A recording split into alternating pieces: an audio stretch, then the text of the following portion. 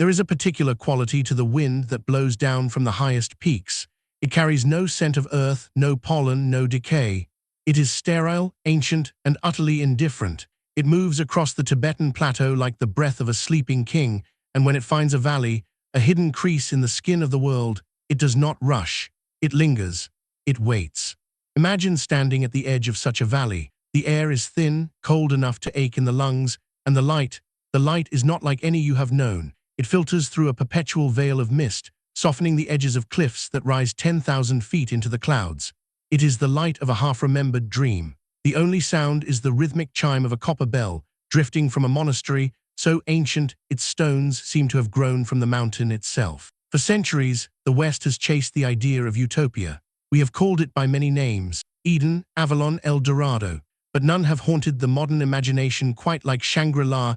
It is a word that conjures not just a place, but a state of being, a sanctuary where time slows, where wisdom outlasts empires, and where the noise of the world dissolves into the echo of a prayer. But was it ever real? Or is it a myth we constructed to comfort ourselves against the terror of a century spiraling toward war? In 1933, a British novelist named James Hilton published a book called Lost Horizon. In it, a group of Western travelers, fleeing civil war in India, crash-land their plane deep in the Kunlun Mountains of Tibet. They are rescued by a mysterious people and brought to a lamasery in a valley of impossible beauty. They call it Shangri-La there. They discover that the High Lama is a man over 200 years old, that the people live in peace, and that the valley holds a secret, the secret of moderation, of balance, of a life unburdened by the frantic pursuit of progress. The novel became an instant sensation. It gave a name to a longing that had no name, but Hilton claimed he invented it. He said it was fiction. And yet, decades before his pen touched the paper, explorers returned from the hidden realms of the Himalayas with whispers of a place that matched his vision detail for detail. A kingdom called Shambhala, a valley called Beyul, a monastery where the lights in the windows never went out because the monks had learned to live beyond the reach of time. The question is not whether Hilton invented the name. The question is whether he remembered it, whether the story came to him not from imagination, but from a collective memory buried so deep in the human psyche that it surfaces only when we need it most, in the moments when our world is about to tear itself apart.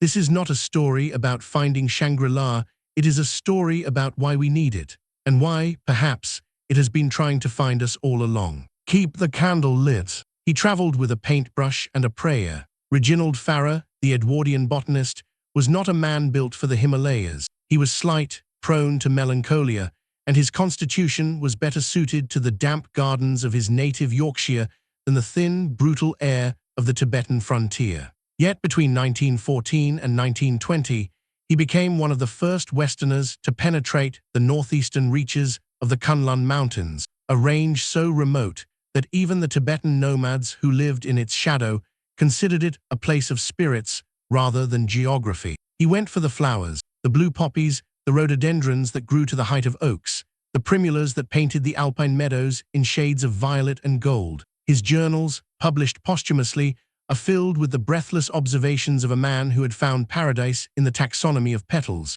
But in the final pages of his private notebooks, pages that were not published until decades later, his handwriting changes. The script becomes smaller, tighter, as if he were trying to conserve space for a secret he was not sure he should tell. He describes a valley, not just any valley, but one that he stumbled upon after a week of following a stream that flowed, impossibly, north when all logic suggested it should flow south. The walls of the valley rose so high that the sun appeared only for a few hours each day, painting the upper cliffs in shades of rose and gold, while the floor remained in a perpetual cool twilight. He wrote of terraces cut into the rock, ancient and overgrown, suggesting a civilization that had once thrived in this place of silence. He wrote of a monastery built into the face of a cliff, its windows dark, its prayer flags reduced to threads of white. He did not enter. He was a botanist, he told himself, not an archaeologist.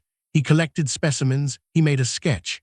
And then, when he tried to return to the valley the following year, he could not find the stream.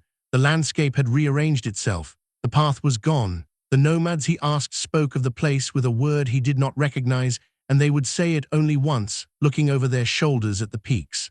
Farrer died in 1920 in the mountains of Burma of a disease contracted from a leech bite. His final letters home speak of exhaustion, of a longing for the green hills of England, but they also speak of the valley. He wrote, "I saw a place where the wind does not age the stone. I left it there.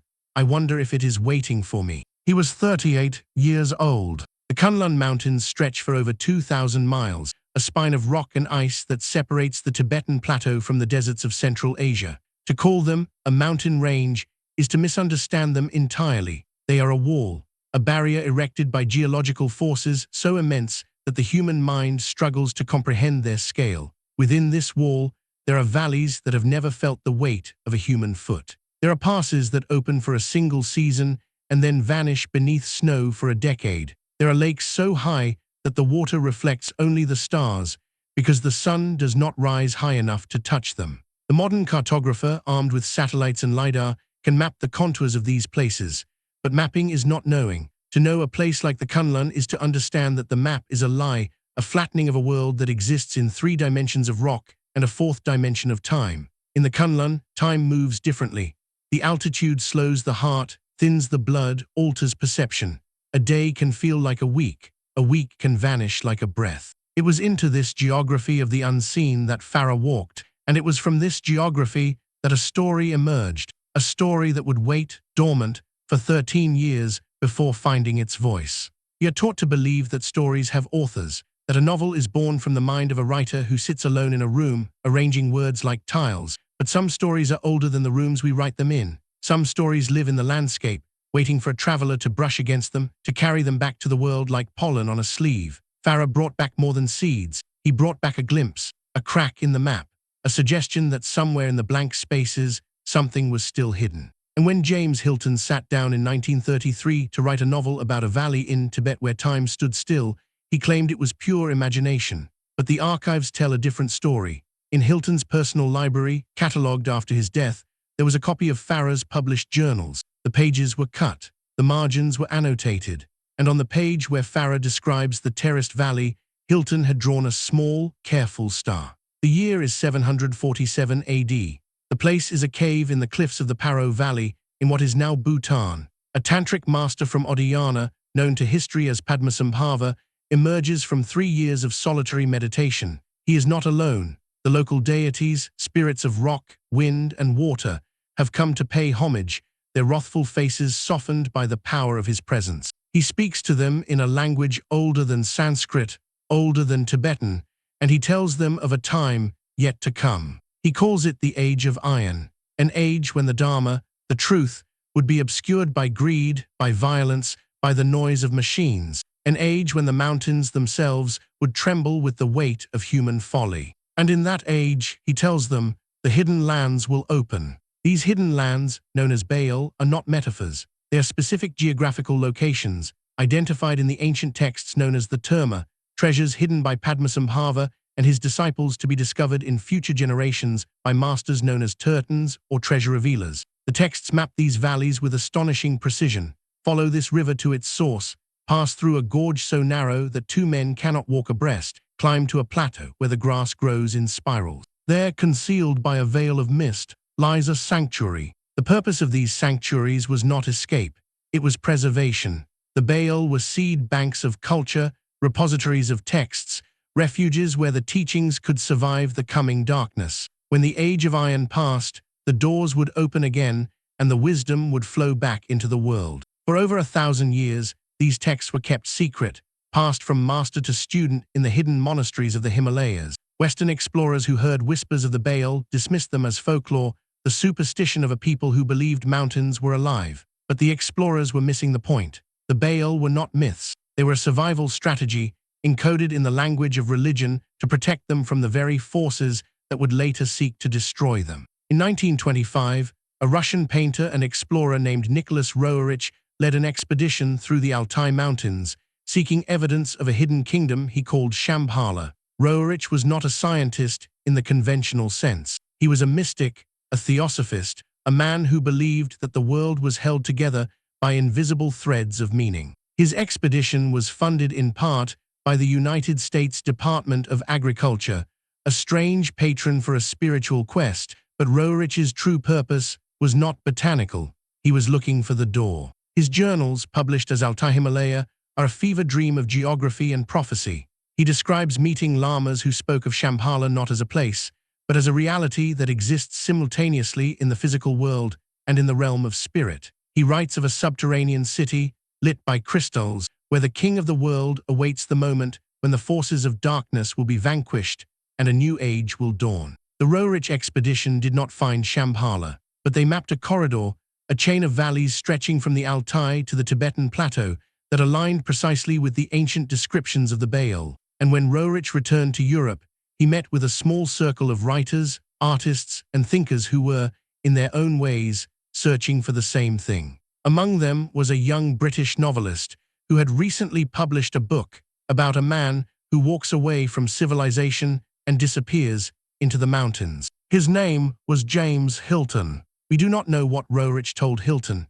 There are no records of their conversations, but we know they met. We know that Hilton was present at a lecture Roerich gave in London in 1931, a lecture in which the painter spoke of a valley in Tibet where time moved slowly, where the inhabitants lived for centuries, and where a great library contained the sum of human wisdom. 2 years later, Lost Horizon was published.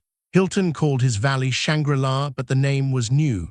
The idea was ancient. It had been waiting in the caves, in the texts, in the whispered prophecies of the lamas for 1,200 years. It was not a novel, it was a remembering. Close your eyes, let the stone rise before you. It is not a single building, this lamasery. It is a complex of structures, clinging to the mountainside like barnacles to the hull of a sunken ship. Whitewashed walls rise in terraces, each level connected by stairs cut into the rock, worn smooth by 1,000 years of sandaled feet. The roofs are flat, paved with stones, and on these roofs, the monks grow vegetables in the thin soil carried up from the valley floor. There is a logic to the architecture, a harmony that is not imposed but discovered.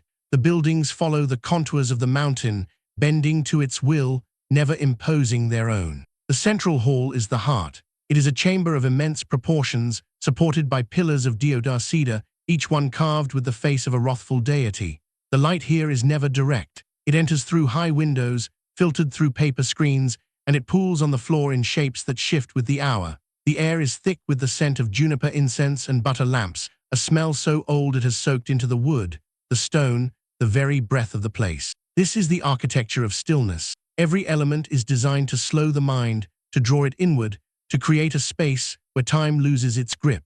The labyrinthine corridors prevent the eye from seeing too far ahead, forcing the inhabitant into the present moment. The lack of straight lines mirrors the organic flow of nature, reminding the body that it is part of something larger.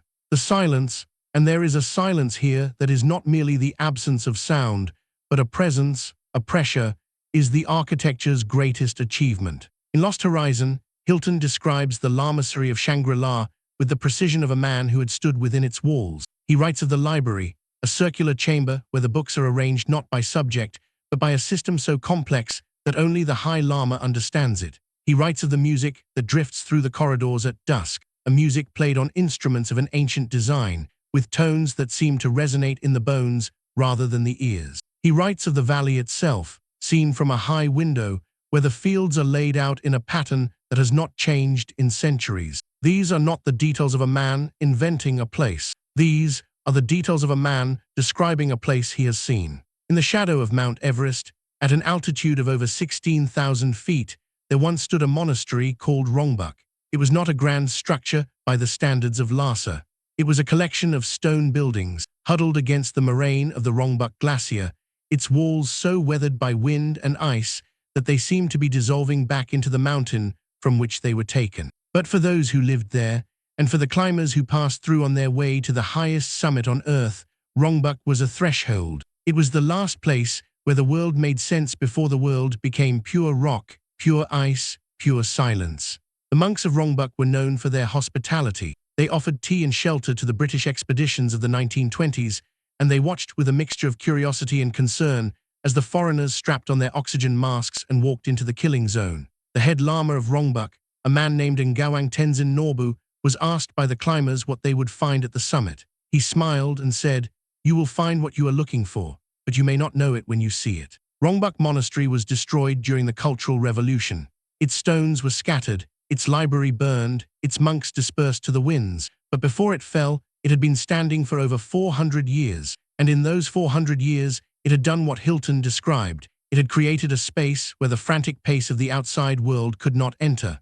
The climbers who arrived at Rongbuk were driven, obsessed, burning with ambition. After a week at the monastery, many of them found that the fire had cooled. They no longer wanted to conquer the mountain. They simply wanted to sit in the silence and let the mountain look at them. This is the secret of the architecture of stillness. It is not a prison.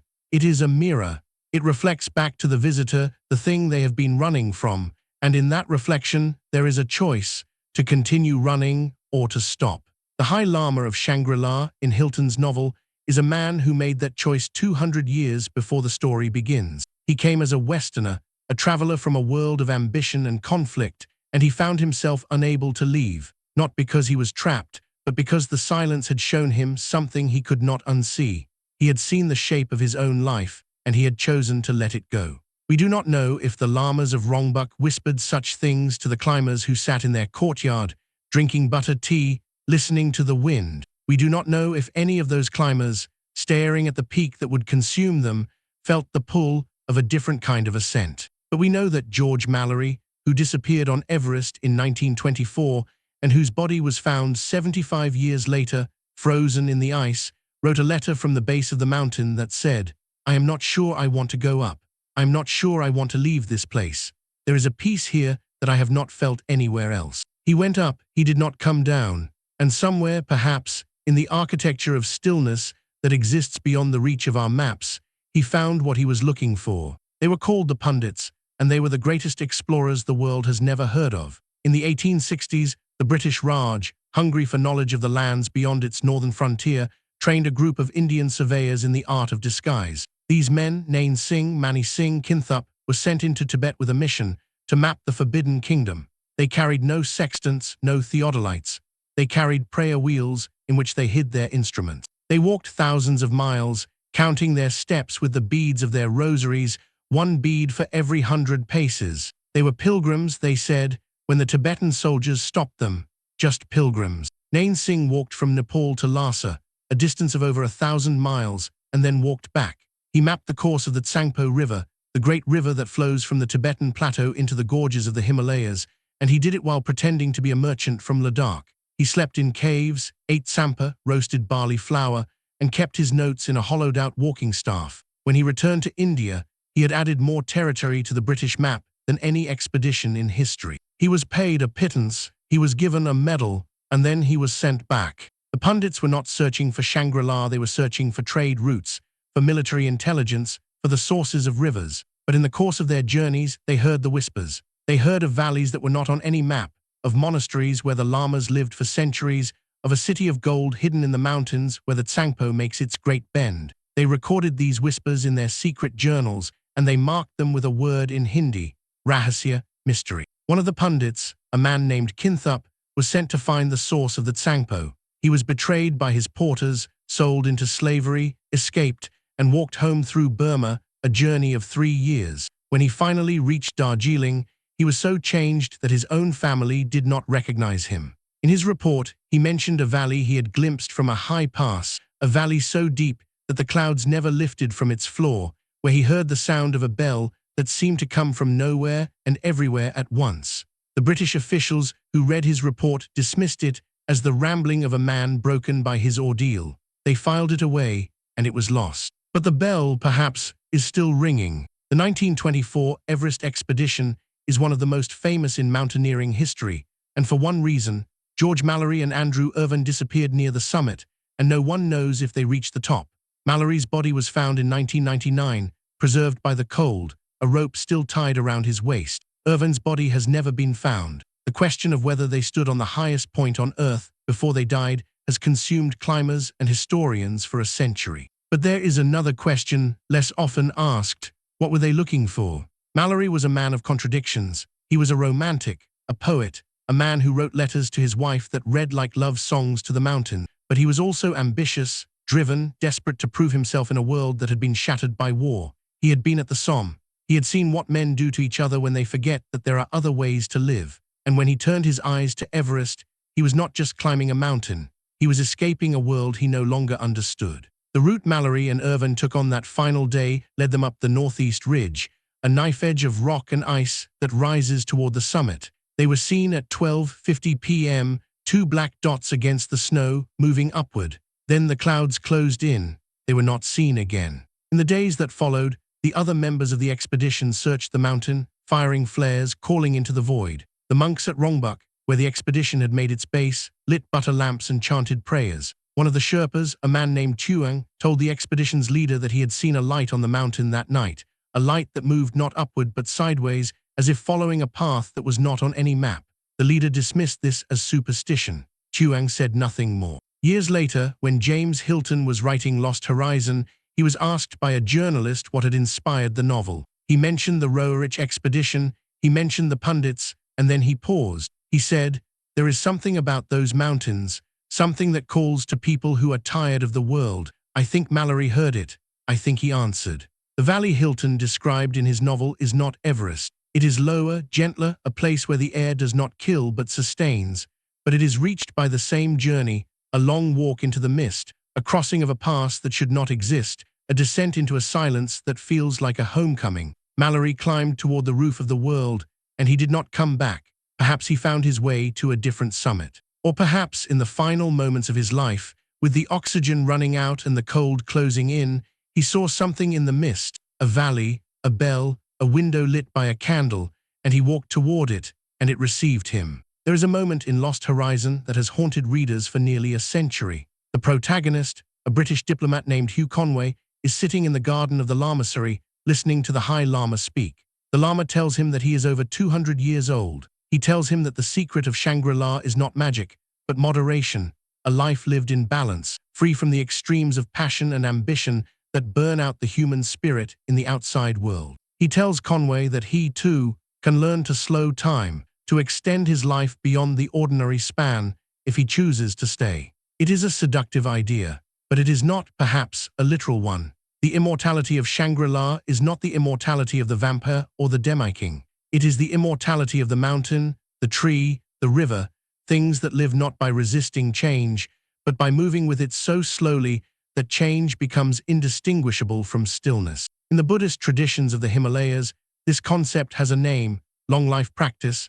It is not about cheating death. It is about aligning oneself with the natural rhythms of the universe so completely that the boundaries between self and environment begin to dissolve. The monks who practice this do not live for 200 years, at least not in the physical sense, but they do achieve something perhaps more remarkable. They live each moment so fully that time itself seems to expand. The science of high-altitude adaptation offers a glimpse of this phenomenon. At elevations above 12,000 feet, the human body undergoes profound changes. The heart beats slower, the blood thickens with red cells to carry more oxygen, the metabolism shifts. For those who live at these altitudes for generations, the Sherpas, the Tibetans, these changes are encoded in their DNA. Their bodies have learned what the High Lama taught, that survival in the thin air requires a slowing down, a conservation of energy, a surrender to the rhythm of the place. But the mind changes too. In the thin air, the ordinary concerns of the lowlands, the ambitions, the anxieties, the endless chatter of the ego begin to feel distant, irrelevant. The horizon contracts to the next ridge, the next valley. The sense of time shifts.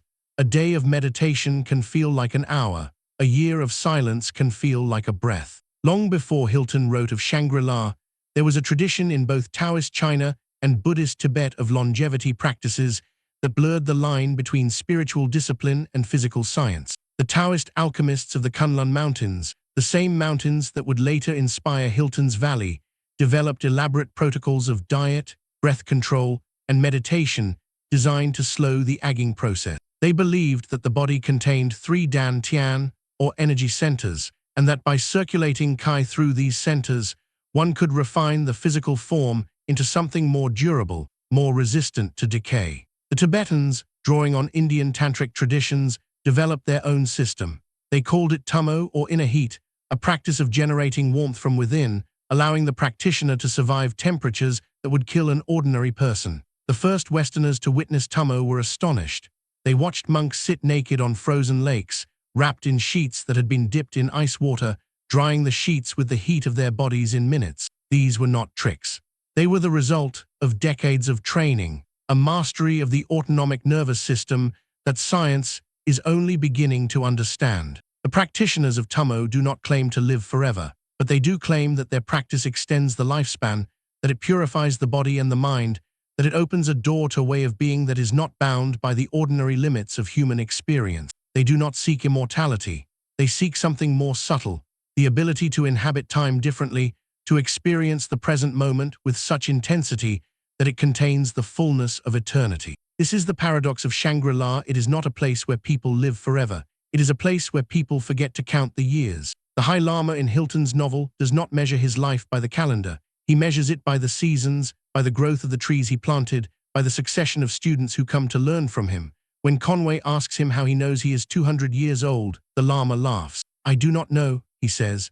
"I have lost count. It no longer matters." The factual anchor for this chapter is the work of Dr. Weston La Barre, an American anthropologist who studied the longevity traditions of the Himalayas in the 1930s. He found that the claims of extreme age, the stories of lamas who had lived for 150, 200, even 300 years, were widespread and consistent, but impossible to verify. The records had been lost, the witnesses had died, the truth had dissolved into legend. La Barre concluded that these stories were not falsehoods, but something else, a form of cultural memory, a way of preserving the knowledge that time is not the enemy we believe it to be. The lamas, he wrote, do not live longer than other men, but they live more deeply, and in the mountains, depth is mistaken for duration. Every paradise has its gate, and every gate has its guardian. In the mythology of the Himalayas, the guardians are not benevolent. They are wrathful, terrifying, their faces twisted into snarls of fury, their hands wielding weapons of bone and flame. They stand at the thresholds of the hidden valleys, and they do not let the unworthy pass. The visitor to Shangri-La in Hilton's novel arrives by accident. His plane crashes, he is rescued. He does not choose the valley chooses him. But the subtext of the novel, the shadow that falls across the sun-drenched terraces, is that there are others who try to enter and are turned away. There are those who find the pass closed, the trail obscured, the lamasery invisible against the rock. They walk for days, weeks, and find nothing. They return to the lowlands with empty hands and stories that sound like lies. In the real history of the Himalayas, this shadow has a name, the Tsangpo Gorge. It is a canyon in southeastern Tibet, deeper than the Grand Canyon, so narrow in places that the walls are only 100 feet apart. The Tsangpo River, the great river that flows from the Tibetan plateau, plunges through this gorge in a series of rapids so violent that no one has ever successfully navigated them. The surrounding peaks rise to over 20,000 feet, and the rain forests that cling to their slopes are some of the most impenetrable on Earth. It is here in the region of Pemako that the texts of the Beyul place one of the hidden lands. The entrance, they say, is a waterfall that hides a cave, and the cave leads to a valley that is not on any map. The guardians of this entrance are the spirits of the place, the Lu, the serpentine beings who dwell in the rivers and the rocks. They are not evil, they are fierce. They test those who approach, and they destroy those who fail. In the 1920s, a Scottish botanist named Frank Kingdomward attempted to penetrate the Tsangpo Gorge. He was a man of extraordinary determination, and he had been told by the lamas of the region that no Westerner had ever entered the inner gorge and returned. He went anyway. He traveled for months, following the river, climbing the cliffs, fighting through jungles of bamboo and rhododendron. He found the entrance to the gorge, a place where the river narrowed to a churning cataract and the walls rose sheer on either side. He stood there, looking into the darkness, and he felt something he had never felt before, fear. Not fear of the river, not fear of the cliffs. A deeper fear, a sense that he was being watched, that something in the gorge was looking back at him. He turned back. He was the first Westerner to reach that point and return. He wrote in his journal, "I had the distinct impression that I was not meant to go further. The place has a guardian. I do not say this lightly. I am a scientist, but I know what I felt." The utopia of Shangri-La, like all utopias, is built on exclusion. The valley can only remain hidden if those who know of it do not speak. The peace can only be preserved if those who bring conflict are kept out. The lamasery can only hold its library, its music, its silence, if the world beyond its walls is held at arm's length. Hilton does not ignore this shadow. In the final chapters of Lost Horizon, the outside world intrudes. A party of men arrives to rescue the stranded travelers, and they bring with them the violence, the ambition, the noise that the valley was designed to exclude. Conway, the protagonist, is faced with a choice: stay in the sanctuary or return to the world. He chooses to leave, and in that choice, Hilton suggests that Shangri-La is not a place to escape to, but a place to carry within you. The valley can only survive if those who leave it take its lessons with them. In the years after Lost Horizon was published, the search for the real Shangri-La became a kind of obsession. Adventurers poured into the Himalayas, armed with the novel as their guide, convinced that they could find the valley if they looked hard enough. Most of them found nothing. A few found something: a village, a monastery, a landscape that seemed to match the description, and they declared victory. But the valley they found was never the valley Hilton described. It was a place that had been waiting for them, perhaps, but it was also a place that had been shaped by their expectations. The shadow of the lamasery is the shadow of our own desire. We want Shangri-La to exist because we want a place that is untouched by the world's violence. But the world's violence is inside us too. The guardian at the gate is not a wrathful deity. It is our own inability to let go of the things that keep us from peace. We turn back because we are not ready, or we push through and find that the valley we entered is not the valley we imagined. This is not a failure, it is a teaching. The hidden lands of the Beyul were never meant to be found by everyone. They were meant to be found by those who were ready. And readiness, the texts say, is not a matter of strength or intelligence. It is a matter of heart, a heart that has let go of the need to conquer, to possess, to name, a heart that can stand at the gate and wait. James Hilton was born in 1900 in the Lancashire town of Lee. His father was a schoolmaster, a man of quiet intensity who taught his son to love books and to distrust the certainties of the world. When James was 11, his father died. It was a loss that would echo through his life, through his novels, through the landscapes he created. He was not a man who sought adventure. He was a writer of the quiet sort, the kind who sits in a room and watches the world through a window. He studied at Cambridge, wrote his first novel at 20, and spent the 1920s producing a steady stream of work that was competent but not remarkable. He was a professional, a craftsman. He was not yet a conduit. In 1931, 2 years before he wrote Lost Horizon, Hilton traveled to the Austrian Alps. He was recovering from an illness, and his doctors had recommended rest and mountain air. He found a small village in the Tyrol, a place of meadows and pine forests, and he stayed there for several weeks.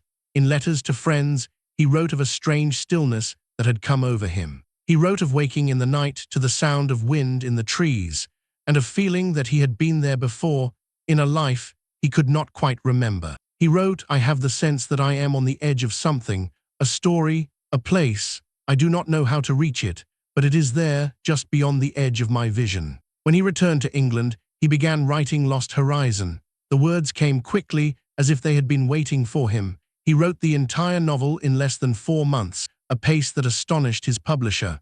When it was finished, he told friends that he did not feel like he had created it. He felt, he said, like he had transcribed it. The psychologist Carl Jung would have understood this. Jung believed that the human psyche contains a collective unconscious, a reservoir of images, symbols, and narratives that are shared by all of humanity, regardless of culture or time. These images, which Jung called archetypes, surface in dreams, in myths, and in the work of artists who are able to open themselves to something larger than their own experience. The hidden valley, the wise old man, the sanctuary beyond the mountains, these are archetypes. They are not invented, they are discovered. Hilton did not invent Shangri-La, he reached into the collective unconscious, into the place where the memory of the hidden valleys has been stored since the first humans looked at the mountains and wondered what lay beyond, and he pulled out a story that the world was ready to hear. Lost Horizon was published in 1933. The world was in the grip of the Great Depression. Adolf Hitler had been appointed Chancellor of Germany. The clouds of war were gathering on the horizon, and everyone who was paying attention could see them. The novel offered something that the world desperately needed, a vision of a place where the madness had not reached, a place where time moved slowly and wisdom was valued above wealth, a place where a man could sit in a garden and listen to the wind and feel, for a moment, that he was not alone. The novel was an instant bestseller. It won the Hawthornden Prize for Literature. It was adapted into a film by Frank Capra, and the name Shangri-La entered the lexicon. It became shorthand for any place of peace, any refuge from the storm. And in the years that followed, as the world descended into a war that would kill tens of millions of people, the image of that hidden valley became a kind of lifeline. People held onto it. They needed to believe that somewhere, beyond the reach of the bombers and the armies, a candle still burned in a window. Hilton was troubled by this. He was a modest man, and he did not see himself as a prophet or a visionary. He had written a novel, he said, that was all. But the novel had tapped into something that was bigger than he was. It had given a name to a longing that had no name, and in doing so, it had changed the world. He wrote one more novel of note, Goodbye, Mr. Chips, a gentle story of a beloved schoolmaster. It was also a success, but it did not have the same resonance. The hidden valley, it seemed, had used him and moved on. Hilton spent the rest of his life in California, writing screenplays, living in the shadow of a myth he had created. He died in 1954 at the age of 54. In his final years, he told an interviewer that he sometimes dreamed of the valley. He dreamed that he was walking up the stone steps, past the prayer wheels, into the courtyard where the music drifted from unseen chambers. And in the dream, he knew that he belonged there. He woke and he was in California, and the dream faded.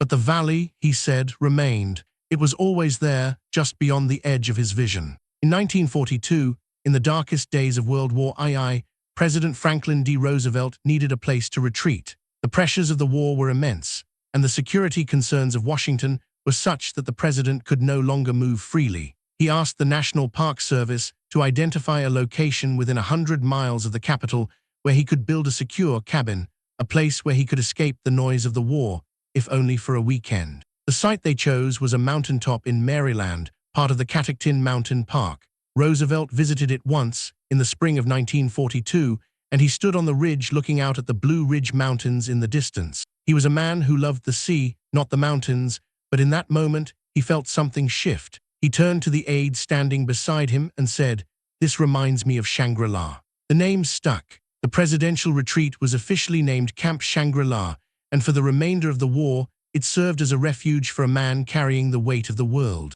Roosevelt's health was failing, and the doctors hoped that the mountain air would help. He died in 1945 at Warm Springs, Georgia, not at Shangri-La, but the name had entered the realm of power. A myth that had begun in the imagination of a British novelist had become the code name for the most secure facility in the United States. In 1953, President Dwight D. Eisenhower renamed the retreat Camp David after his grandson. But for a decade, the hidden valley, the sanctuary beyond the reach of the world, had been the literal refuge of the leader of the free world. The search for Shangri-La did not end with Roosevelt. In the 1930s and 40s, a series of expeditions set out from India and China, funded by universities, newspapers, and wealthy adventurers, all seeking the valley that Hilton had described. They carried copies of Lost Horizon, using it as a guide. They interviewed lamas, pored over ancient texts, followed the courses of rivers that seemed to flow in the wrong direction. One of these expeditions was led by a man named Theodore Roosevelt Jr., the son of the former president. He was a hunter, an adventurer, a man of action.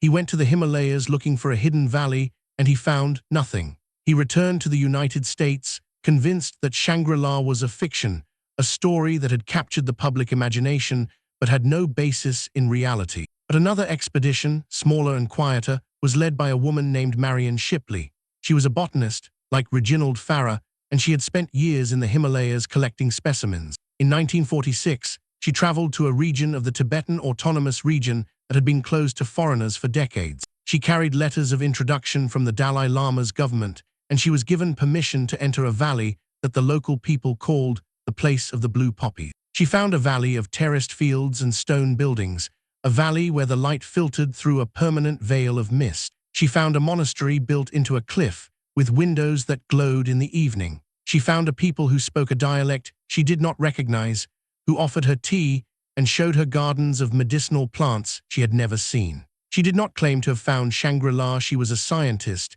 and she knew that namming was a kind of violence.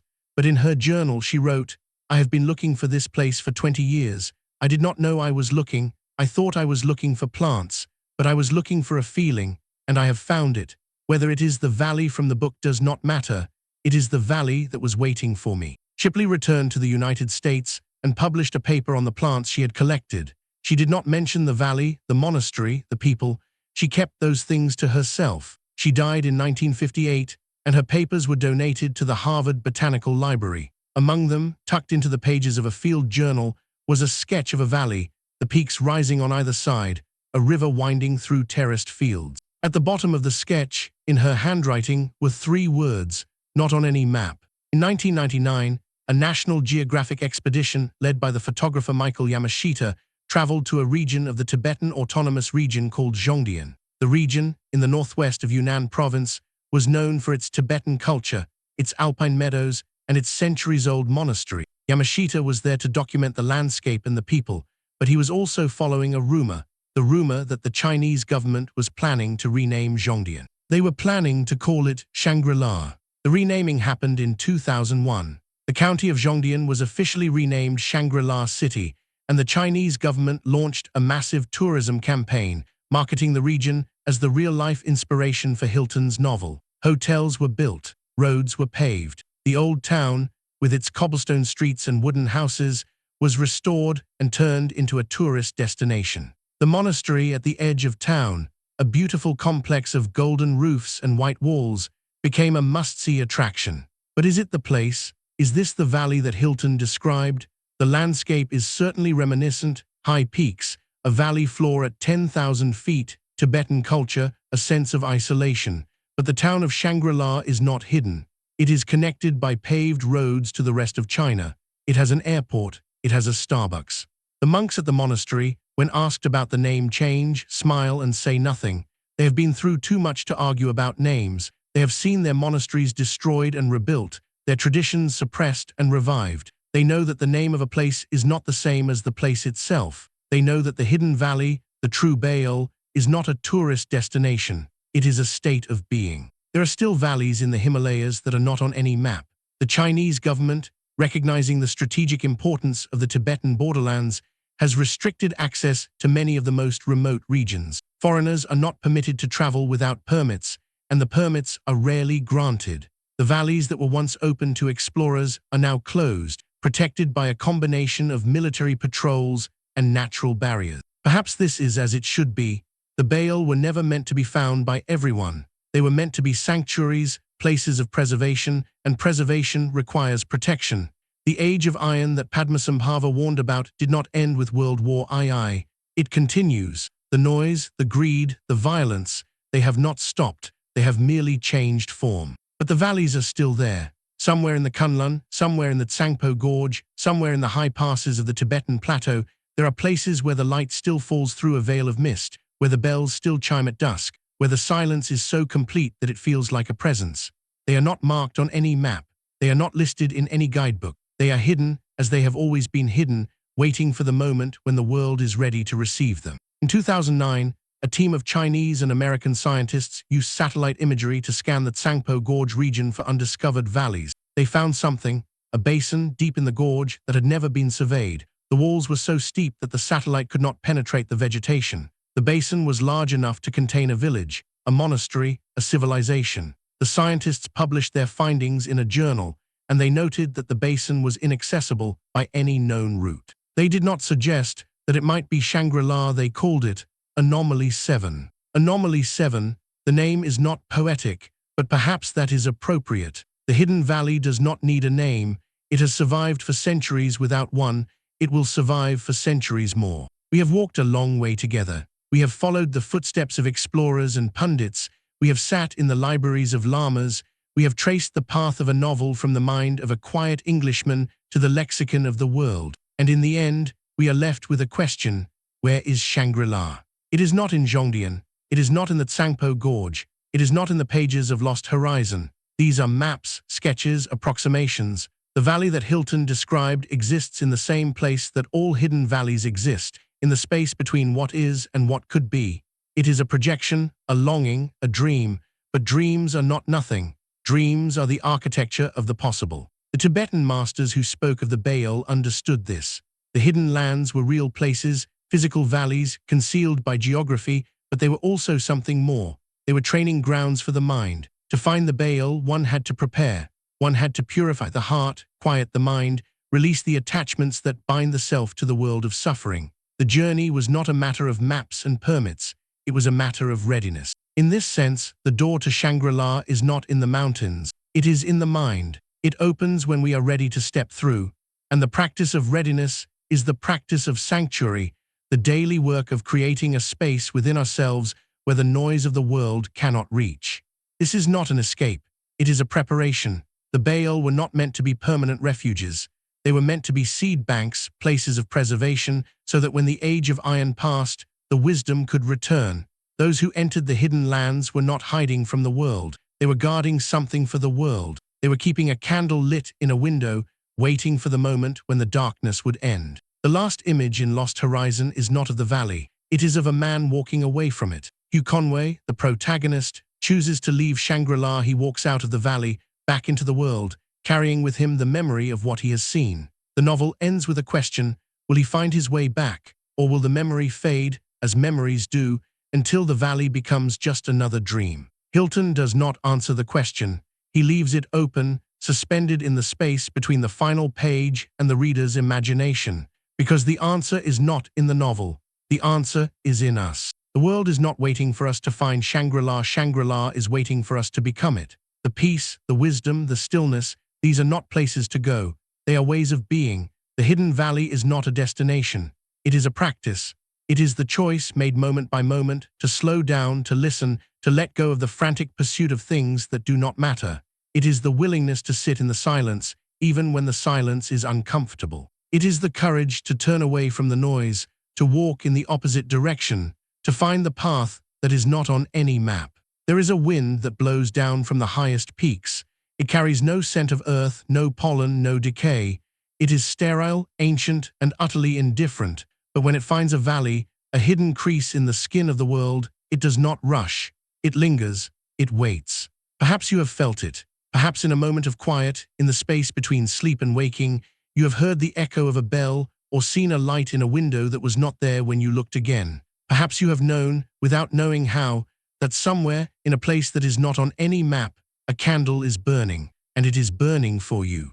The door is in the mind. It has always been there. It will always be there. The question is not whether you will find it. The question is whether you will have the courage to open it. The candle flickers, but it does not go out. We will meet again at the edge of the map.